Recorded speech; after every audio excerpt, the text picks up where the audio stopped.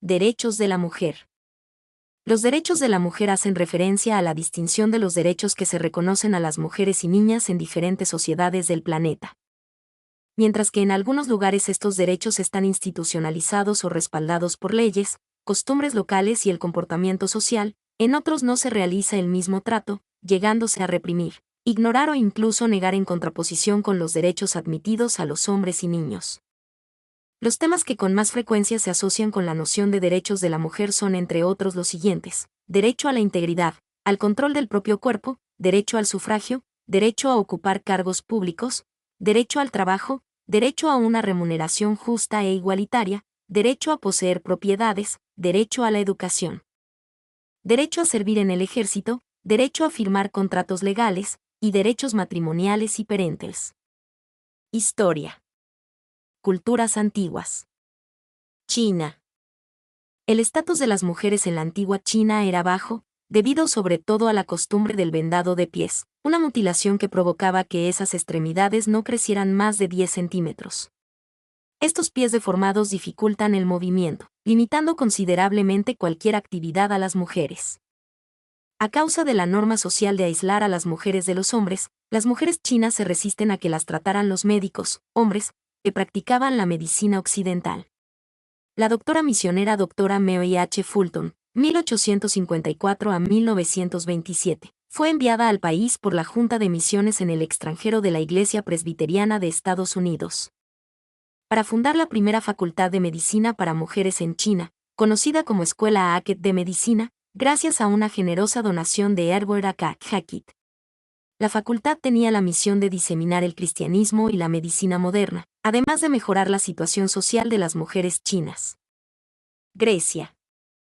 El estatus de las mujeres en la antigua Grecia variaba de una ciudad-estado a otra. En Delfos, Gortina, Tesalia, Megara y Esparta existen registros de mujeres propietarias de tierras, que en esa época era la forma más prestigiosa de propiedad privada. En la antigua Atenas, las mujeres no tenían la condición de sujeto legal, y se les consideraba parte del hogar, oikos, cuya cabeza era un hombre, Kyrios. Hasta el matrimonio, las mujeres estaban custodiadas por sus padres y otros parientes hombres. Una vez casadas, el esposo se convertía en su Kyrios. Las mujeres no tenían permitido realizar procedimientos legales, de los que se encargaba el Kyrios en su nombre. Las mujeres atenienses tenían un derecho de propiedad limitado, y por tanto no se les consideraba ciudadanas de pleno derecho. Ya que la ciudadanía y los derechos civiles y políticos estaban condicionados a las propiedades y al medio de vida, no obstante, las mujeres podían adquirir derechos de propiedad por donación, dote o herencia, aunque su Kyrios podría disponer de dichas propiedades. Las mujeres atenienses podían firmar contratos con valor menor al de un medimnos de cebada, lo que permitía a las mujeres dedicarse al comercio minorista. Al igual que las mujeres, los esclavos tampoco podían obtener la ciudadanía completa, aunque en ciertas circunstancias podían convertirse en ciudadanos si conseguían la libertad. En la antigua Atenas, la única barrera permanente a la ciudadanía y a los derechos civiles y políticos que llevaba consigo era el sexo. Ninguna mujer obtuvo nunca la ciudadanía, y por tanto las mujeres siempre estuvieron excluidas por principio y práctica de la antigua democracia ateniense. Por el contrario, las mujeres de Esparta disfrutaban de un estatus, poder y respeto desconocidos en el resto del mundo clásico. Aunque las espartanas estaban oficialmente excluidas de la vida militar y política, gozaban de alta consideración como madres de los guerreros espartanos. Cuando los hombres se dedicaban a actividades bélicas, las mujeres se responsabilizaban de dirigir las propiedades. Tras las largas guerras del siglo IV a.C., entre el 35 y el 40% de las tierras y propiedades de Esparta quedó en manos de mujeres.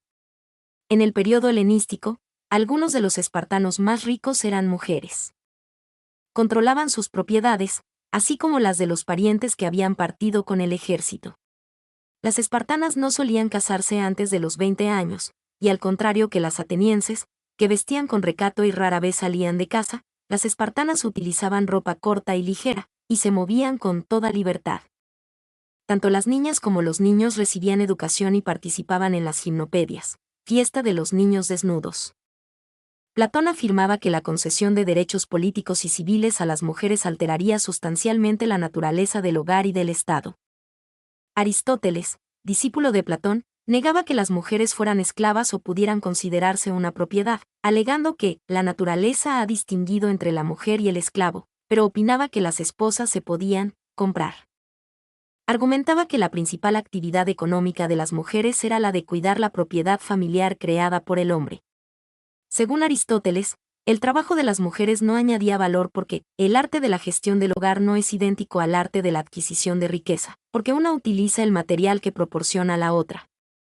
Por el contrario, los estoicos defendían la igualdad entre los sexos, ya que según sus teorías, la desigualdad era contraria a las leyes de la naturaleza. Al hacerlo, siguieron la filosofía de los cínicos, que argumentaban que las mujeres y los hombres deberían vestir igual y recibir la misma educación. 15 también consideraban el matrimonio como una sociedad moral entre iguales, y no como una necesidad biológica o social, y ponían en práctica estas enseñanzas y opiniones en su vida diaria. Los estoicos adoptaron las doctrinas de los cínicos y las añadieron a sus propias teorías sobre la naturaleza humana, dando a su defensa de la igualdad entre sexos una sólida base filosófica. Antigua Roma. Las mujeres libres de la antigua Roma eran ciudadanas romanas con privilegios y protecciones legales que no disfrutaban los no ciudadanos ni los esclavos. No obstante, la sociedad romana era patriarcal, y a las mujeres no se les permitía votar, ocupar cargos públicos o servir en el ejército.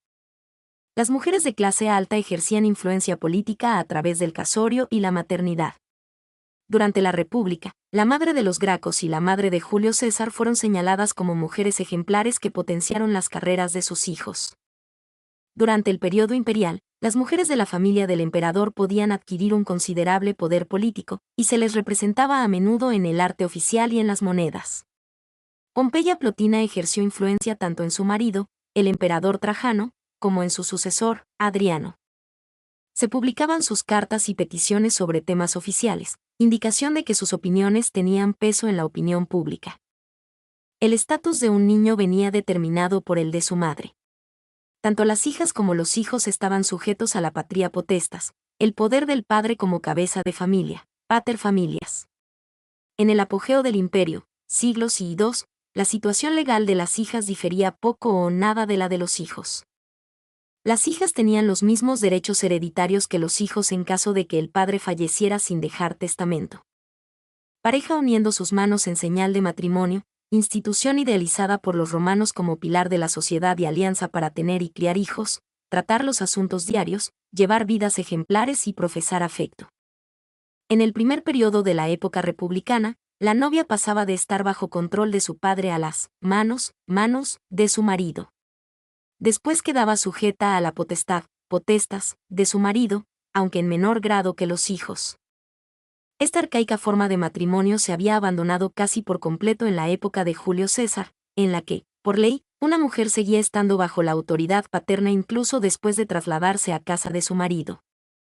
Este arreglo fue uno de los factores de la independencia que las mujeres romanas disfrutaban en comparación con otras culturas antiguas hasta el periodo moderno. Aunque tenían que responder ante su padre en temas legales, estaban libres de su escrutinio en la vida diaria, y su marido no tenía poderes legales sobre ellas.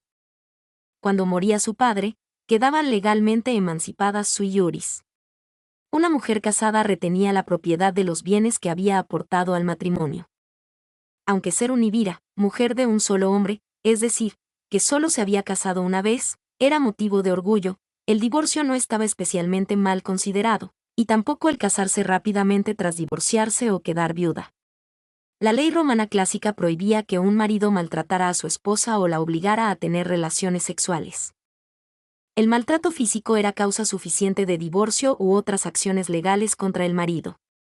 Como legalmente seguían perteneciendo a su familia de nacimiento, las mujeres romanas mantuvieron su apellido durante toda su vida. Los hijos solían tomar el del padre, pero en el periodo imperial, en ocasiones utilizaban el de la madre o combinaban los dos. El derecho que tenían las madres a poseer propiedades y a disponer de ellas según su conveniencia incrementar su influencia sobre sus hijos, incluso cuando ya eran adultos. Gracias a su situación legal de ciudadanas y el grado de emancipación del que disfrutaban, las mujeres podían poseer propiedades, firmar contratos y crear empresas. Algunas consiguieron y gestionaron considerables fortunas, y su nombre aparece en inscripciones por haber financiado importantes obras públicas. Las mujeres romanas podían comparecer en un juzgado y defender casos, aunque la costumbre era que las representara un hombre. Se las consideraba demasiado ignorantes y faltas de criterio como para ejercer la abogacía, y al mismo tiempo eran activas e influyen en los casos legales, lo que dio como resultado un edicto que limitó su ejercicio del derecho a los litigios que les afectan directamente. Aún después de que se aprobara esta restricción, existen numerosos ejemplos de mujeres que actuaron eficazmente en temas jurídicos, por ejemplo, dictando estrategias legales a sus abogados. Augusto, el primer emperador romano, apoyó su ascenso al poder absoluto en la restauración de la moral tradicional, e intentó regular con leyes el comportamiento de las mujeres, Ley Julia. Se criminalizó el adulterio, que en la época republicana era un asunto limitado al ámbito familiar, definiéndolo como acto sexual ilícito, stuprum, ocurrido entre un ciudadano y una mujer casada, o entre una mujer casada y cualquier persona que no fuera su marido. Se establecía así una doble moral. Una mujer solo podía practicar el sexo con su marido, mientras que los hombres no cometían adulterio si mantenían relaciones sexuales con prostitutas, esclavas o personas en situación marginal, infamis. El Estado fomentaba la maternidad. El Aiustium Liberorum, derecho legal de 3 hijos, concedía honores simbólicos y privilegios legales a las mujeres con 3 hijos y las liberaba de la dependencia de cualquier hombre. Los filósofos estoicos influenciaron el desarrollo de la ley romana. Los estoicos de la época imperial, como Séneca y Musonio Rufo, desarrollaron teorías de moral sexual. Aunque no defendían la igualdad social o legal, mantenían que la naturaleza da a hombres y mujeres una idéntica capacidad para la virtud y similar obligación de actuar virtuosamente, y por tanto mujeres y hombres tienen igual necesidad de adquirir conocimientos de filosofía. Se cree que estas tendencias filosóficas de la élite dirigente ayudaron a mejorar la situación de la mujer durante la época imperial. En Roma no existía un sistema escolar estatal, y la educación solo estaba al alcance de los que podían pagarla. Las hijas de senadores y caballeros solían recibir educación primaria, de los 7 a los 12 años. Más allá de esa edad, poca gente recibía educación, fuera del sexo que fuera. En ocasiones, las niñas de clase más humilde se escolarizan para que pudieran ayudar en el negocio familiar o pudieran trabajar como escribas y secretarias. La mujer que alcanzó mayor prominencia en el mundo antiguo por sus conocimientos fue Hipatia de Alejandría, que impartía cursos avanzados a hombres jóvenes y actuaba como consejera política del prefecto de Egipto. Su influencia la colocó en situaciones conflictivas con Cirilo, patriarca de Alejandría, que podría haber estado envuelto en la muerte violenta de Hipatia en el año 415 a manos de una turba cristiana. La ley romana reconocía la violación como delito del que la víctima no tenía culpa alguna y la castigaba con pena de muerte. El derecho a la integridad física era fundamental en el concepto romano de ciudadanía, como indica la leyenda romana que relata la violación de Lucrecia por el hijo del rey. Tras denunciar la tiranía de la familia real, Lucrecia cometió suicidio como forma de protesta política y moral. Los autores vieron en su sacrificio el catalizador del derrocamiento de la monarquía y el restablecimiento de la república. Según la ley, la violación solo podía cometerse contra un ciudadano, la violación de un esclavo solo se sancionaba como daño a una propiedad. La mayoría de las prostitutas en la antigua Roma eran esclavas, aunque algunos contratos de compra de esclavas contenían cláusulas que las protegían de la prostitución forzada. Una mujer libre que trabajase como prostituta perdía su estatus social y se convertía en infamis, mujer de mala reputación. Al dejar que su cuerpo estuviera a disposición de cualquiera, renunciaba a su derecho a estar protegida contra los abusos sexuales y la violencia física. La actitud respecto a la violación cambió al ir extendiéndose el cristianismo por el imperio. San Agustín y otros padres de la Iglesia interpretaban el suicidio de Lucrecia como la admisión de que había incitado al violador y experimentado placer. En la época de Constantino, el primer emperador cristiano, si un padre acusaba a un hombre de secuestrar a su hija, pero la hija había dado su consentimiento a la fuga, se castigaba a la pareja con la hoguera. Si la mujer no había consentido a su violación o secuestro, aún podía ser castigada con penas menores como cómplice, aduciendo que podría haberse salvado pidiendo ayuda a gritos. Mi nombre es Demim. Soy tu asistente personal. Mi sitio en internet es demim.es.tl